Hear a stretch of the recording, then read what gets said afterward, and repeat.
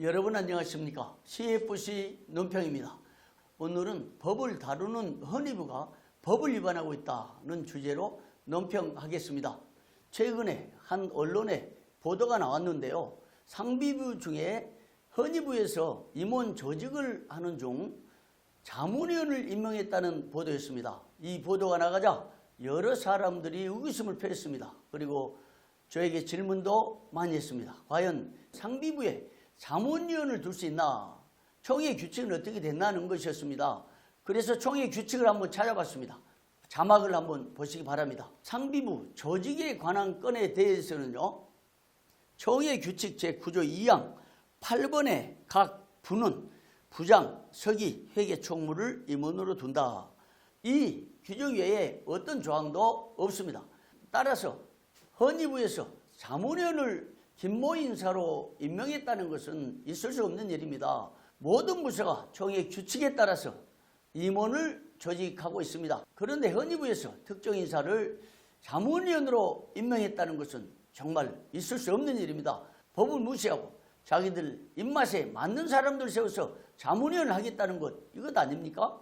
이거 있을 수 없는 일이죠. 상비부 중에서요, 규칙부 고시부는 회원인 정경총회장 1인 이상을 포함해야 되며 그를 고문으로 둘 수 있다. 이런 규정이 있긴 합니다. 그 외에 다른 부서는 총회 규칙에 의거해서 임원을 조직해서 활동하면 되는 것입니다. 특별히 자문위원이라는 것은 그 분야의 전문성을 갖췄다거나 자격을 갖췄다거나 또 공인이 인정할 만한 어떤 특별한 인사에 대해서는 혹은 고려할 수는 있겠습니다. 그럼에도 불구하고 규정상 자문위원이었기 때문에 둘 수는 없는 겁니다. 그런데 헌의부에서 김모 인사를 자문위로 둔 기준이 뭡니까? 이런 걸 정치적으로 이렇게 입맛에 맞는 사람을 각 부서마다 자문위원을 세운다면 총회 질서가 어떻게 되겠으면 너도 나도 자문위원으로 나서가지고 그 부서를 간섭하고 그 부서에 영향력을 행사하고 그 부서를 중심으로 정치를 행한다면 총회 정치가 어떻게 되겠습니까? 이런 식의 결정은 안 되는 거죠. 오늘 논평 제목에서 말한 것처럼 헌의부는 법을 다루는 부서입니다. 전국 노회에서 올라온 문서에 대해서 그 문서가 법 절차에 하자가 없는지 법적으로 이상이 없는지를 심의하고 검토하고 결정해서 재판국으로 이첩하는 일을 다루는 것이 헌의부입니다. 그래서 헌의부는 어느 부서보다도 법을 지켜야 됩니다. 총회 규칙대로 해야 됩니다.